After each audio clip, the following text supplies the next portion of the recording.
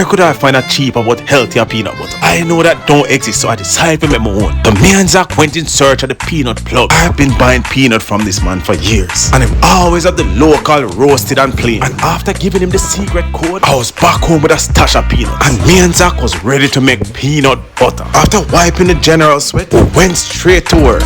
General Zach poured in the peanut. I wanted to tell the hell we got through to get this food processor last week, but that's another story. Zach hit the on button, and then I feel a strong breeze blow past me. I never knew Zach could have run so fast. The man runs straight out of the kitchen. I couldn't help but laugh, but in no time he was back, testing to see if the food processor would attack him. And when he realized it's safe, he was so excited,